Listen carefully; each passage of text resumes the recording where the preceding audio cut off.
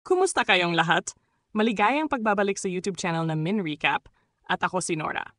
Sa video na ito, pag-uusapan natin ang tungkol sa Lilitmas Attorney at Law episode na ipinalabas noong Disyembre 20, 2024. Mga tauhan at pangyayari. Tauhan Babe at Philip, nilalaman. Nag-uusap ang magkasintahan tungkol sa isang disenyo, ngunit tila wala sa focus si Philip dahil iniisip niya ang diskarte para sa isang kaso. Napansin ng babae ang kanyang pagiging aligaga, ngunit pinalusog siya ni Philip at nagpatulong itong kunin ang cellphone sa sasakyan. Philip at isang grupo ng mga estranghero. Nilabang nasa parking lot, inatake si Philip ng isang grupo ng kalalakihan dahil hindi siya nakapagbayad ng utang kay Ethernan sa tamang oras. Nagbigay ang grupo ng mahigpit na babala kay Philip.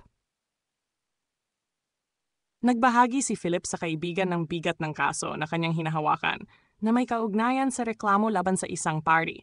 Nadama niya ang labis na salungatan sa pagitan ng kanyang pananampalataya bilang Katoliko at tungkulin bilang abogado. Tauhan. Pamilya ni Philip at Ira, nilalaman, naramdaman ni Philip ang sama ng loob dahil hindi siya inimbita sa kasal ng kanyang kapatid na si Ira. Inaliw siya ng ina at ibang kaanak at hinimok siyang maghintay ng pagkakataon para sa kanilang pagkakasundo. Batas at mga tauhan sa korte. Nilalaman, ang kanyang anak ay namatay dahil sa sapi at sinisisi niya si Father Anjo dahil hindi ito nagsagawa ng tamang ritual ng exorcism. Nililinaw niyang hindi siya nag-exorcism, kundi isang simpleng panalangin lamang ang ginawa niya.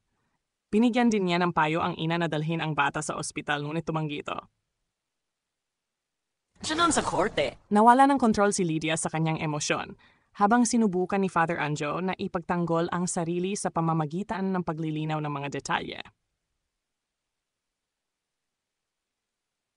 Pagkatapos ng insidente ng pananakit sa kanya, labis na nag-alala ang kasintahan ni Philip at nais magulat sa pulisya.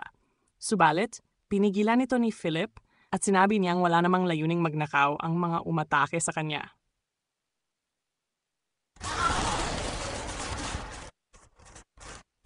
Philip at Tina, ibinahagi ni kay Tina ang mga hamon sa kaso niya na mahamon hindi lamang sa legal na aspeto kundi pati na rin sa kanyang pananampalataya. Pinalakas ni Tina ang kanyang loob at sinabing manatili siyang tapat sa katotohanan. Sinikap ni Philip na makipagkasundo kay Ira, ngunit nanatili itong may tampo sa kanya. Tinanggap niya ang espasyong hinihingi ni Ira, bagaman nasasaktan siyang hindi